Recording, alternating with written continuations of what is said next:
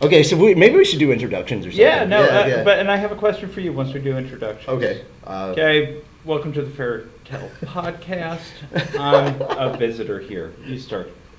Hi, I'm Natsu from the Fairy Tale Podcast, Richie Roberts from Anime, wherever the heck we're putting this up. Probably it's going to go up on Fairy Tale Podcast on Crunchyroll. Okay. So hi, Crunchyroll. How you doing? Hello, Crunchyroll. I am a subscriber. We're here with Dan Carroll. God, you've got so many different things that you do. Tell them. Okay. Well, I'm here at GMX, enjoying myself, representing my podcast on my website, Seriously Dan. And it's a geek encouragement, love, and practical advice podcast and blog. But I'm also known throughout the geek community as a spokesman for the geeks. And I'm doing a presentation here about that. I work for an organization called DragonCon. It's a small convention in Atlanta with 57,000 people coming every Labor Day weekend. Yeah, small convention, my ass. Okay, it's Comic-Con for the East Coast. No, it's a lot more fun. Yeah. Well, okay. Quickly want to point out that there's a major difference. Comic-Con is corporate owned, and DragonCon is still fan run. It's we don't normally talk about other conventions because every convention has its pluses and minuses. But what we talk about with DragonCon, what really makes it different is that we're fan run, we're fan driven, we're a hotel show. 5 hotel shows. 5 hotels. 5 hotels. And a parade. And a parade. And the parade is made possible and the costuming is made possible in a lot of ways because of the hotels. Right. We've had a great deal of success with filling our hotel rooms the past few years, without question. But it's an experience. It's not as you say. Hollywood doesn't shut down for DragonCon, and the guests who come to DragonCon, the celebrities come to DragonCon primarily because it's a great place for them to meet the fans. It's a great place for them to meet other guests, other actors that they've worked with in the past that they hadn't seen. And it's a great place for them to party. Yeah. Well, he's doing that. I'll tell you. It's drunk con. That's the best way I can describe it. Drunk con. Well, it's all different type of cons. Let's go ahead and one hotel to the other. It could be a very different experience. But from hour to hour is different. From the morning launch when the first panels start, I guess at 10 o'clock, until the evening, it's an amazing family-friendly event. I know so many people bring their kids, the kids dress up, the kids love the costumes. It's just a great show. At night, it does have that because we're in the hotels. It does have a 24-hour run time, right. And there are adult activities. Adult beverages are sold. It's also one of the few places that I've seen some of the most unique cosplay. Like I will see cosplay at DragonCon that I haven't seen anywhere else. That's another thing that I think really, really stands out. And like you said, you've got this huge fan base, and you've got like all these amazing videos of like where they've got like all these amazing cosplay music videos going through, and it seems like the con and the hotel and everything, they really work with these people to try and help get that like taken care of. Like they did the lip syncing videos at one point and everything, and I always look forward to those. And basically anybody who's a cosplayer at DragonCon is always looking forward to those because they're waiting to see if their picture or their video made it in and stuff like that. So I feel that the community at DragonCon is very different from kind of how other cons are. Well, I think it's about community at DragonCon. I think it's about family. The mission statement for the Media Relations Department includes the phrase that DragonCon is about family, and we are that family. Right. And it's true. And I think the fact that we're family-run business to begin with, from the business side of the house, is reflected in everything else. The 3 things we've stressed so much at DragonCon, and we'll talk about GMX too, but the 3 things we stress at DragonCon are the inclusion, the safety, and overall, more than anything else, is the experience of fun. Okay. And that's what we try to deliver. That's what every track director tries to deliver. That's what everybody setting up wires and cables and lighting for concerts is trying to do. When we pick our guests, will people have a lot of fun with this guest? Right. And it works pretty well. We're the only convention I know of where somebody who was actively involved in the in the show calls us up and asks to run the department, and that is Garrett Long, came to us and said, I want to be the track director for Star Trek. And everybody said, well, it's a volunteer position. And he said, it's the best volunteer position I can think of. And I say the same thing. Right. It is. But we didn't meet at DragonCon. No. We met at MomoCon. Yeah, we did. So MomoCon is for Crunchyroll folks, it's a amazing anime-focused convention and Memorial Day in Atlanta. So much earlier in the year, around March, yeah. Well, no, it's going to be in May this year. It's going to be in May this year. Yeah. So it got moved back a little bit. It is. It's think of them as bookends for the summer. Right. Yeah. So we're gonna start the major con rush in the summer. So why not? I'm dreading because I've got so many cons in December that I have to start planning for, and I'm dreading next year because I'm like. Wait, you have to start planning in December, or you have them in I've already got one set up that I've got to go to in January. Okay. So my con stuff starts in January. Next week is the last con for the year, and then everything starts back up in January. And it looks like we'll be doing like almost one a month, or sometimes maybe two. Good God. And I'm not trying to interview, but no, you're here in Nashville. Yeah. So do you do the Chattanooga conventions? We're going to Anime Blast next weekend. Okay. Yeah. Where is that?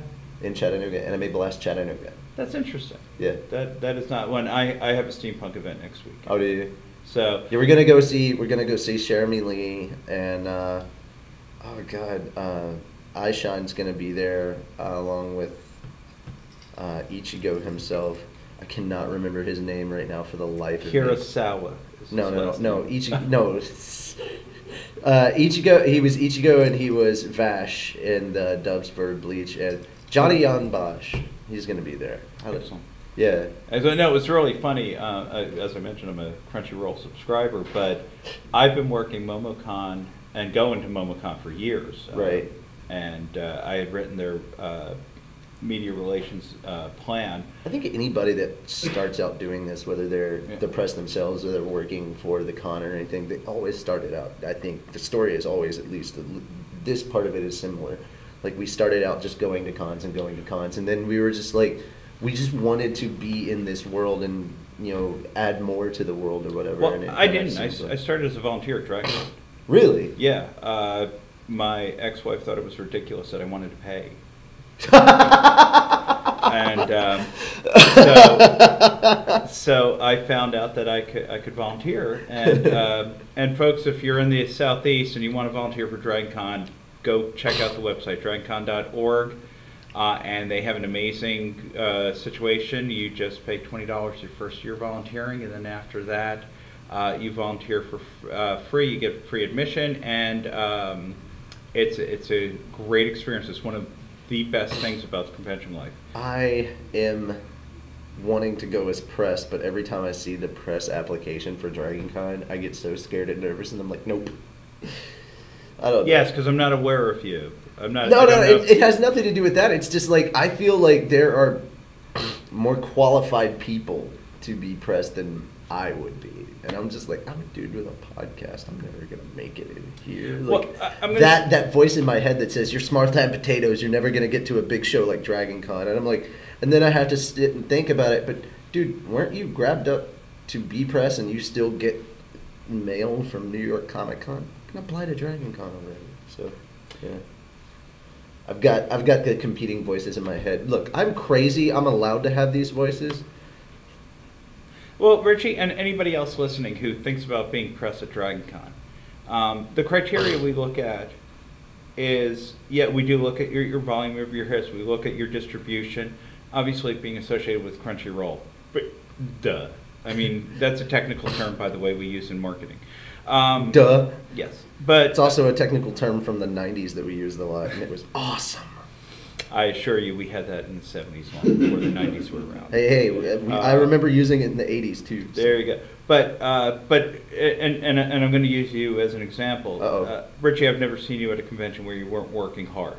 You're spreading the word. You take the geek community seriously. You are getting stuff out. You care about the conventions, and we want as many people singing the DragCon song as possible. Woohoo! Wait, there's a song? Yes. Can I sing it in the Joker voice?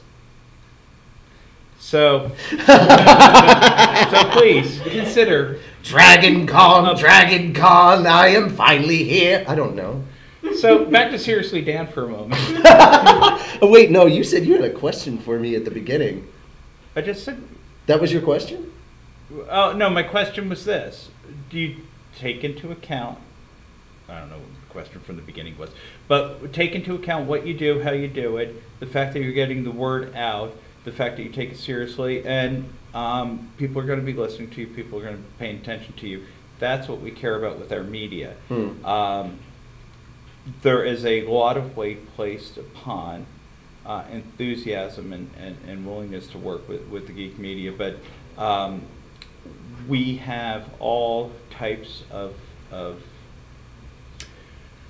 media showing up, so we understand that at different levels. And what you're going to need I'm used to just hearing that it's like a popularity contest to get in either press or guests, so I'm just like, I automatically assume, oh, and for people who think that or who are listening, I assure you that our vetting process has matured a lot, and our vetting process is absolutely aimed at managing the media expectations, but also more importantly finding the people who will give us the best distribution, but not only that, but give us that care about what they're distributing. Yeah. And that's part of it. And there's others that have no concern whatsoever, but that's the thing that you and I both share in regards to like podcasting and broadcasting is, don't get into this if it's not something you don't love doing. If you're not passionate about it, don't even start. Like, because years down the line, if you're not still loving it, you're not your audience will recognize that you don't like what you're talking about. You know, and they can spot a fake pretty well. So it's a very good thing to actually really be passionate about that. And I've had people ask me, you know, what do I got to do to start a podcast? And then the first thing I asked is, well, what are you talking about? And they're like, oh, I'm talking about this. And I'm like, are you really, really into it? Or is this kind of something that you're just kind of into this year? And like next year you'll be on to something else. Because if it's not something that you really, really, really are passionate about and want to do, my suggestion is just wait, you know, find that thing that you're really, really into, that no matter what, over time you're still going to love and love and love. That way 2 years from now you could still be talking about it with just the same enthusiasm. That's usually my big thing. And I think that's from what you're talking about, that's a big criteria to have for applying for press for any conventions. Sure. And stuff. Yeah. But it's also a big criteria for people working for organizations representing them. Yeah. And it's exactly what you said. Back to MomoCon for a second. Yeah. No, but it ties in exactly what you're saying. When I first was working with MomoCon, mm-hmm. I came as a reporter. I came 2 years as a reporter. I sent them this document that I have floating around that is a list of everything you need to do to set up media relations for a small convention and how to grow it. And I have worked with small conventions in the past and produced significant growth. So I know what I'm talking about. It's not just me being goofy, but I sat them down. But it's partially that. Well, I couldn't be sane if I wasn't goofy. So please accept your goofiness. So what happened with MomoCon was pretty interesting because they were like, well, we want somebody like you. And I said, well, yeah, of course. You want somebody who cares, but what you don't want, somebody like me, you know, just because I'm with DragCon, what you want is somebody who loves what you do and loves your convention. Right. And if you don't have somebody who loves what you do and doesn't love your convention, you're not gonna have the same results.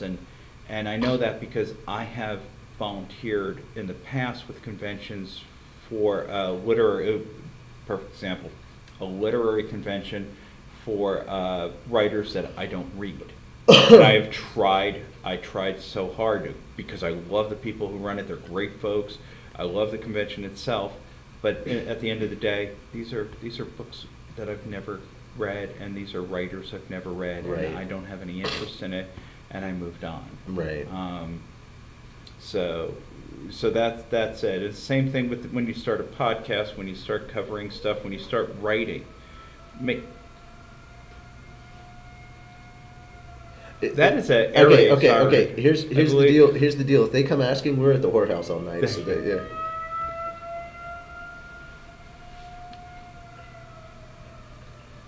That is so cool. I guess it's an ambulance or something, but I don't know. To me, it just sounds like the horn that they use in Silent Hill. So I figure Pyramid Head's coming after us sometime soon. Don't get that reference either. Nope. Oh, fix that. I got that one. Yeah. So when I went to Catholic high school, Right. and I worked summers for a company that had the contract to clean a bunch of Catholic schools. So we would just go in. It was actually a pretty great job. It was physically demanding, waxing floors and stuff. So it was like exercise, but it was still totally stressed out because we had plenty of time to get the work done. And one day we're sitting in the office waxing the principal's office, and we notice in the intercom system there's an air raid siren. My God. School was built in the 50s. I was wondering where you were going with this, and it went right back to the air raid siren. Yeah, it went that's right hilarious. back to the... So I was like, how does this lead back to MomoCon? What? No, it goes to the air raid siren. So that noise that you just heard was probably somebody who found a button and said, let's see what happens when I press this. You bastards. You interrupt our interview. That's what happens. There you go. 2 minutes? No. Oh, it's time now? Thank you so much, Richie, for having me. Okay.